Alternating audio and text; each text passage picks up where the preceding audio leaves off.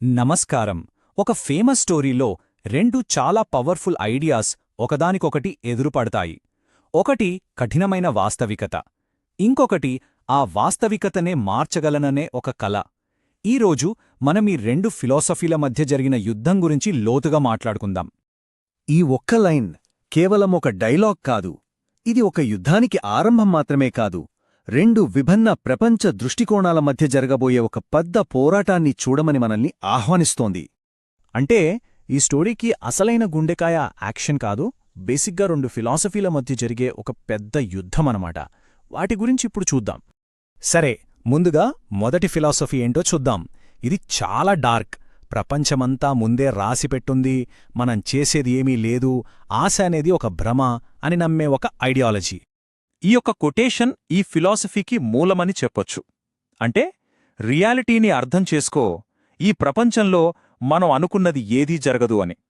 మన ప్లాన్స్కి, మన ఆశలకి ఈ ప్రపంచం సహకరించదు, వ్యతిరేకిస్తుంది అని చెప్పడమే దీని ఉద్దేశం. ఇక్కడే ఒక ఇంట్రెస్టింగ్ పాయింట్ ఉంది. ఈ ఫిలాసఫీ ప్రకారం బాధ అనేది మన లైఫ్లో ఒక పార్ట్ కాదు, అదే లైఫ్.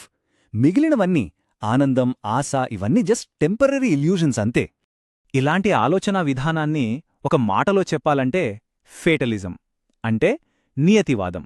అంటే మన లైఫ్లో ఏం జరగాలన్నా అది ముందే డిసైడ్ అయిపోయింది, మనం ఏం చేసినా దాన్ని మార్చలేం.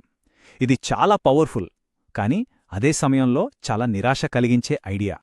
కానీ ఈ చీకటికి పూర్తి ఆపోజిట్గా ఒక పవర్ఫుల్ వెలుగు వస్తుంది. ఇప్పుడు మనం ఆ రెండో ఫిలాసఫీ గురించి చూద్దాం.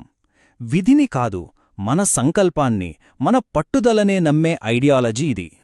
ఆహా, ఈ ఒక్క డైలాగ్ ఆ రెండో ఫిలాసఫీని మొత్తం చెప్పేస్తుంది. ఇది జస్ట్ ఒక ఫేమస్ లైన్ కాదు, ఇది విధికి ఎదురుగా నిలబడి చేసిన ఒక ప్రమాణం లాంటిది. అంటే నా మాట, నా సంకల్పం ముందే రాసిపెట్టిన ఏ విధి కన్నా చాలా గొప్పవి, చాలా బలమైనవి అని చెప్పడం. మరి ఇంత పాజిటివ్గా ఉండే ఈ ఫిలాసఫీ ఎలా పుట్టింది? ఇది కష్టం తెలియకపోవడం వల్ల రాలేదు, నిజానికి కష్టంలోనుంచే పుట్టింది. మొదటి స్టెప్ ఒంటరితనం ఎలా ఉంటుందో అనుభవించడం. అక్కడ్నుంచి రెండో స్టెప్ ఇక పారిపోకూడదని నిర్ణయించుకోవడం. తర్వాత మూడో స్టెప్ తనకంటూ ఒక మార్గాన్ని, ఒక ప్రతిజ్ఞని ఏర్పరచుకోవడం.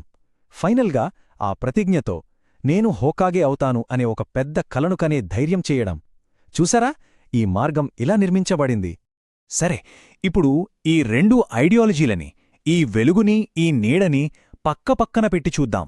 వాటి మధ్య ఉన్న అసలు యుద్ధమేంటో క్లియర్గా అర్థం చేసుకుందాం. ఒకవైపు ఏముంది? ప్రపంచం శపించబడింది, మనం ఏం చేసినా ఫెయిల్ అవుతాం, మన జీవితంలో నిజమైనవి నొప్పి, బాధ మాత్రమే అనే నీడ యొక్క వాస్తవికత. మరోవైపు మన మాటకి, మన ప్రతిజ్ఞకి తిరుగులేదు, మన కల కోసం పోరాడటంలో అర్థముంది, మనమనుకుంటే ఈ వాస్తవికతను మార్చగలం అని నమ్మే హీరో యొక్క కల. చూశారా, అసలు ప్రపంచమంటే ఏంటి, మన స్థానం ఏంటి అనే దగ్గరే రెండిటికీ ఎంత తేడా ఉందో. అయితే ఇక్కడే కథలో అసలైన ట్విస్టొస్తుంది. ఈ కొటేషన్ ప్రకారం వెలుగు, నీడ ఇవి రెండూ వేర్వేరు కాదు, ఒకదానితో ఒకటి ముడిపడి ఉన్నాయి. నిజం చెప్పాలంటే వెలుగు వల్లే నీడే ఏర్పడుతుంది, అంటే ఒకటి లేకుండా ఇంకొకటి ఉండలేదు. అప్పుడు మన ముందు ఒక పెద్ద ప్రశ్న వస్తుంది. ఇవి నిజంగా ఒకదానికొకటి వ్యతిరేకమా, లేక ఒకే నాణ్యానికి ఉన్న రెండు వైపులా? అంటే ఒక పెద్ద కలను కనే పట్టుదల రావాలంటే ముందు బాధని, కష్టాన్ని అనుభవించాల్సిందేనా?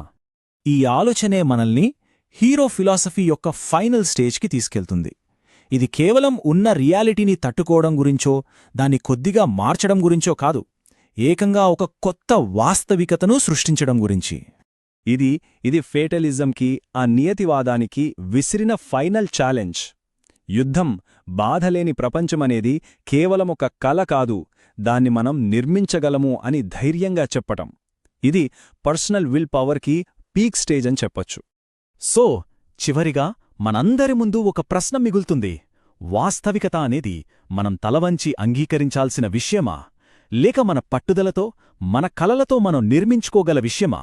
ఈ కథ మనకు కేవలం వినోదాన్ని మాత్రమే కాదు, మనలో ప్రతి ఒక్కరినీ తమకంటూ ఒక నింజా మార్గాన్ని ఎంచుకోమని ఒక సవాలు విసులుతోంది.